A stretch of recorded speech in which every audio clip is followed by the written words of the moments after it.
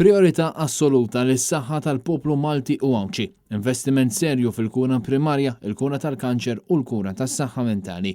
Huma dawn id-dettalji li ħarġu minn konferenza tal-aħbarijiet tal-Partit Nazzjonalista li kienet indirizzata mill-kelliem ewlieni tal-Partit Nazzjonalista Peter Aġus u l-kandidati tal-Partit Nazzjonalista Stephen Spiteri u Ġuli Zara.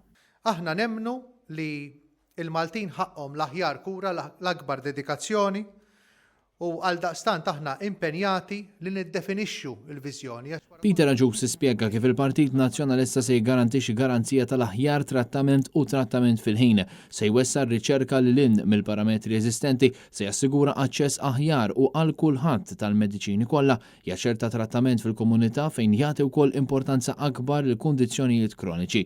Il-kellim ewlieni tal-Partit Nazzjonalista spjega kif Partit Nazzjonalista fil-Gvern se jassigura il-finanzjament neċessarju fil-kura tal-kanċer fil-waqt li jwessa l-screening, jaċċerta minn aktar genetic testing u joħloq walking clinic. Min-naħa tiegħu Stephen Spiteri fakkar kif permezz tal-Isptar Mater Dei fil-passat il-Partit Nazzjonalista assigura qabża ta' kwalità fis-settur tas-saħħa u issa jekk jingħata l-fiduċja ser jerġa' jagħmel l-istess.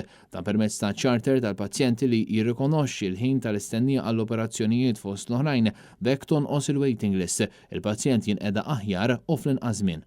Inħarsu lejn is-saħħa ugwali għal kulħadd għal dawk l-aktar fil-bżonn u għal partikolarment sfidi ġodda li pajjiżna jista' jħares lehom fis-snin li ġejjin. Partit Nazzjonalista fil-Gvern se jagħmel arranġamenti bilaterali ma' pajjiżi oħrajn fejn jidħol trattament tal-kanċer. Il-fol moralju tal-Gvern fejn jitlu mediċini se jkun aktar adattat għallum biex ħadd ma jibqa' lura. Stephen Spiteri spjega kif bi Gvern ġdid tal-Partit Nazzjonalista it-trattament tal-kanċer jasal għand kulħadd fil-ħin u spjega kif il-Partit Nazzjonalista ser jipprovdi tabib bla ħlas għall-anzjani. Biex jgħin fl-sfida tad-diabete, il-Partit Nazzjonalista ser jipprovdi continuous glucose monitors lil kull pazjent b'xejn, dan fil-waqt li żdied ir-riżors uman f'dan il-qasam. Il-kura u l-prevenzjoni fil-qasam tas-saħħa mentali ser tingħata priorità mill-Partit Nazzjonalista. Is-saħħa mentali hija reali miż-żgħir mit-tfal sal-kbir. U għalhekk dan is-settur fejn tidħol is-saħħa mentali rridu ninvestu ħafna fih u rridu nieħduh aktar bis-serjetà. Partit Nazzjonalista fil-Gvern ser joħloq iktar ċentri fil-komunità għall-outpatients, ser jiffoka fuq l-edukazzjoni biex tiġi miġġielda l-istigma. L-edukazzjoni dwar is-saħħa mentali tibda minn etajiet żgħar fil-primarja, dan fil-waqt li jinfetħu ċentri speċjalizzati adattati għat-tfal u żgħażagħ bi problemi ta' saħħa mentali.